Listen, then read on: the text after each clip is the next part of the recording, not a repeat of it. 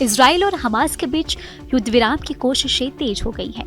दोनों पक्षों में इसे लेकर बातचीत चल रही है। बता दें कि दक्षिणी गाजा के शहर रफा में जमकर नरसंहार के बीच इजरायली सेना और हमास ने कत्लेआम रोक दिया है।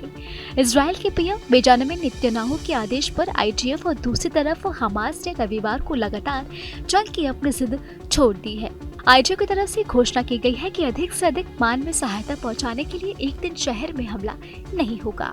बता दें, सेना ने बताया है कि रफा में सुबह 8 बजे से लेकर शाम 7 बजे तक सामरिक विराम रहेगा और अगले आदेश तक ये प्रभावी रहेगा। उधर हमास ने भी इस सामरिक विराम के लिए हामी भरी है।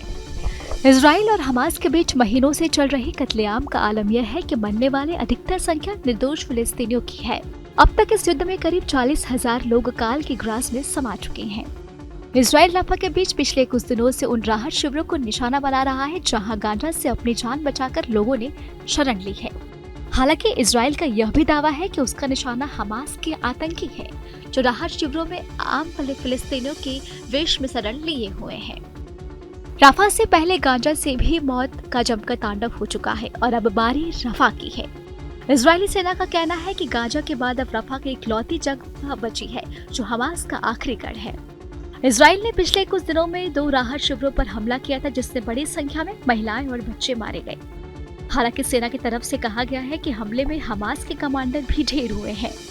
इजराइल ने कुछ दिन पहले एक ऑपरेशन में अपने 4 नागरिकों को हमास की कैद से छुड़ाया था, जो पिछले साल 7 अक्टूबर को हुए हमले के बाद हमास की गिरफ्त में थे। इजराइल की सेना लगातार हमलों से हमास ही नहीं निर्दोष फिलिस्तीनियों की जान ले रही है। जान ही नहीं, आम लोगों के लिए जीना भी मुहाल हो गया है। खाने को दाना नहीं बचा और कई लोग भूखमरी से अपना दम तोड़ रहे हैं। जब से इजराइल और हमास के बीच युद्ध हुआ है, संयुक्त राष्ट्र से लेकर तमाम अंतर्राष्ट्रीय मानवीय एजेंसियां गाजा को अब रफा के लोगों के लिए नर्क बने जीवन पर चिंता जता रहे हैं।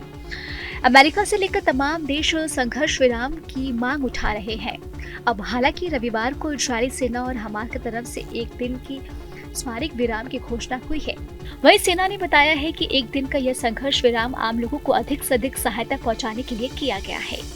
आईडीएफ ने जानकारी दी है कि इजराइल के नियंत्रण वाले केरम शालोम चौराहे तक सहायता ट्रकों को पहुंचाने के उद्देश्य से सामरिक विराम की घोषणा की गई है। ये ट्रक केरलम शोलम चौराहे से गाजा के अन्य भागों में सहायता सामग्री पहुंचाने के लिए सलाह-ए-दीन राजमार्ग पर सुरक्षित रूप से जा सकेंगे।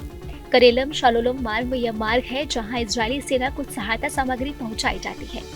उन्होंने कहा है कि संयुक्त राष्ट्र और अंतर्राष्ट्रीय सहायता एजेंसियों के साथ समन्वय कर संघर्ष के दौरान सामरिक विराम की घोषणा की गई है।